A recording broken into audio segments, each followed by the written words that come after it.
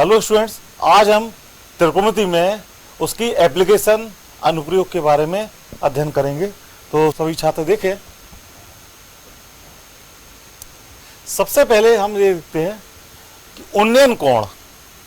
यदि हम व्यक्ति खड़ा है और वो ऊपर मीनार का शिखर देख रहा है, मान लो यहाँ व्यक्ति खड़ा हुआ और शिखर देख रहा है, तो उसका क्षितिज से जो बना हुआ कोण होता है उसको हम उन्नयन कोण कहते हैं।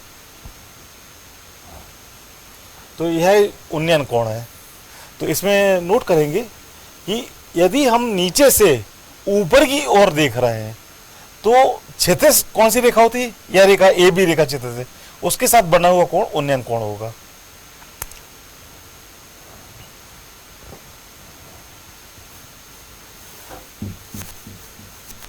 तो क्षितिज उन्नयन कोण के लिए हम देखते हैं कि क्षितिज स्तर से हमको वस्तु को देखने के लिए अपना सिर ऊपर उठाना पड़ता है। तो उन्नयन कोण बनाने के लिए जब हम सिर ऊपर उठाना पड़े तो समझ लीजिए कि ये उन्नयन कोण बन रहा है, ठीक है। और अवनमन कोण क्या होता है?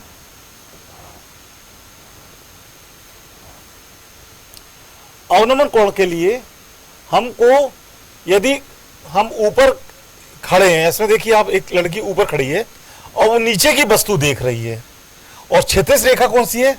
क्षितिज या समानांतर रेखा गई हुई है, ये क्षितिज रेखा है। तो इसके साथ आपकी दृष्टि की यह जो कोण होगा वह है अवनमन कोण होगा, ठीक है। और अवनमन कोण के लिए हमको सिर नीचे झुकाना होता है। तो ध्यान रखना, उन्नयन कोण के लिए हमको सिर ऊपर उठाना पड़ता है और अवनमन कोण के लिए हमको सिर झुकाना पड़ता है। तो दोनों में अंतर समझ में आ गया होगा, ठीक है। अब हम एक्सरसाइज 9.1 देखते हैं। इसमें सर्कस का एक कलाकार एक 20 मीटर लंबी डोर पर चढ़ रहा है। तो आप यहां देखिए, और यह भूमि स्तर से डोर द्वारा बनाया गया कोण 30 अंश है। तो खंबे की ऊंचाई ज्ञात करना है। तो यहां देखिए, यहां पर एक खंबा खड़ा है ए बी, और ए बी पर ए सी जो है रस्सी है। ए बी क्या है? यहां पर खंबा है, और ए सी क्या है? रस्सी। और इसकी लंबाई कितनी है? 20 मीटर है।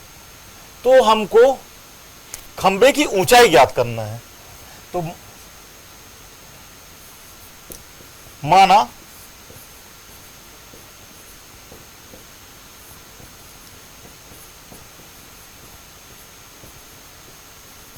ऊंचाई h है और इसको हमको ज्ञात करना है, ठीक है।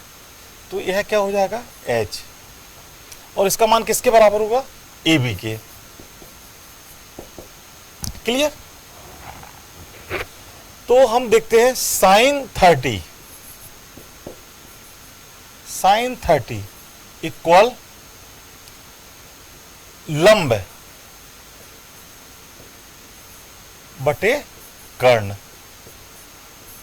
लंब क्या है? h, और कर्ण का मान कितना है? 20 मीटर। और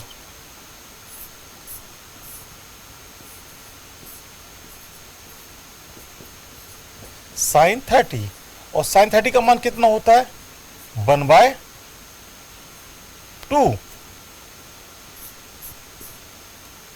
तो इसको सॉल्व करेंगे। 2h equal to 20, this imply h equal to 20/2 equal 10 metre. तो आपका ऊंचाई कितना आ गया? 10 मीटर। ये आपका आंसर है।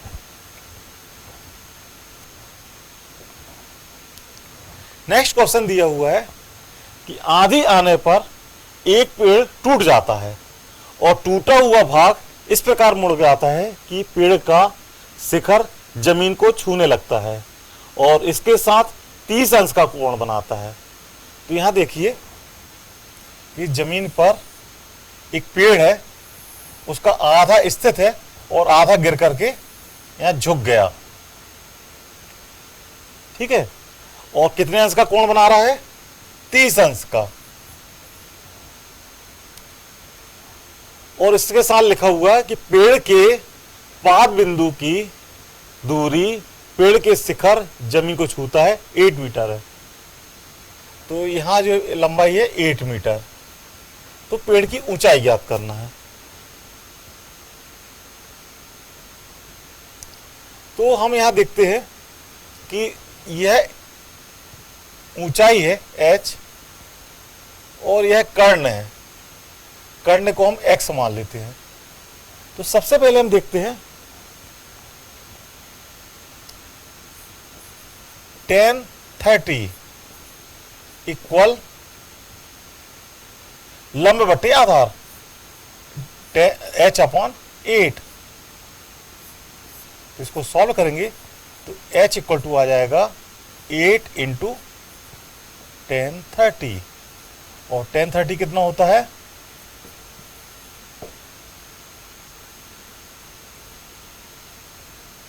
1/2 sin 30 होता है 1/2 और √3/2। तो ये हो जाएगा 8 इंटू 1/√3। क्लियर?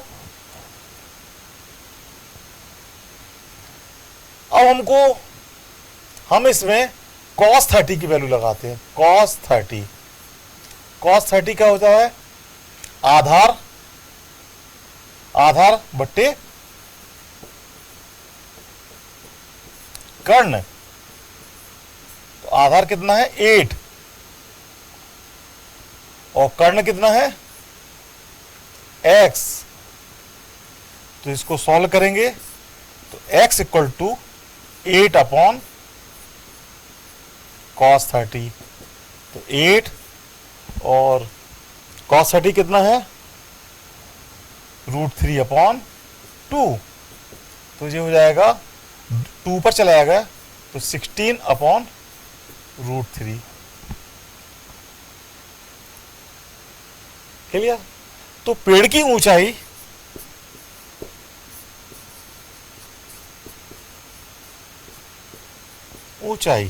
पेड़ 2 हिस्सों में हो गया है। आधा टुकड़ा h है और आधा x है। तो पेड़ की ऊंचाई क्या हो जाएगी? h plus x। तो हम यहां देखते हैं कि h का मान है 8/√3 और x का मान है 16/√3। तो टोटल हो जाएगा 24/√3।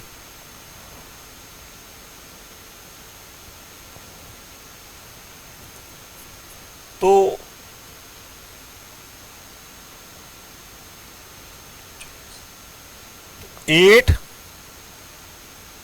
√3 इसका मान आ जाएगा आंसर। क्लियर?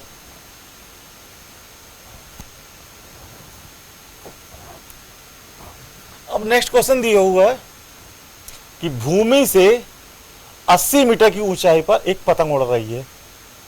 पतंग से लगी डोर को अस्थायी रूप से भूमि से एक बिंदु से बांध दिया जाता है और डोरी का झुकाव 60 अंश है। तो डोरी की लंबाई ज्ञात करना। तो यहां देखिए, यह जमीन है और पतंग कितना ऊंचा है? 60 मीटर ऊंचा। पतंग की यहां पतंग है, इसकी ऊंचाई कितनी है? 60 मीटर। और यह डोर है। डोर को हमने क्या किया? एक सिरे से नीचे से बांध दिया। और कितने अंश का कोण बना रहा है? 60 अंश का। तो पतंग की डोर की लंबाई x है मान लो। तो हमको डोरी की लंबाई ज्ञात करना है। तो हमने यहां पर माना डोरी की लंबाई x। तो इसमें आपका साइन का सूत्र लग जाएगा।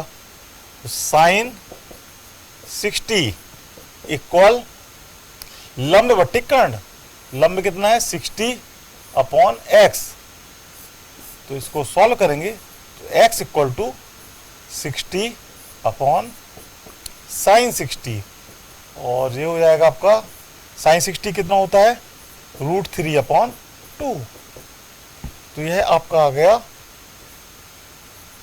120/√3, और इसको आप 40√3, ये आपका आंसर हो गया। क्लियर।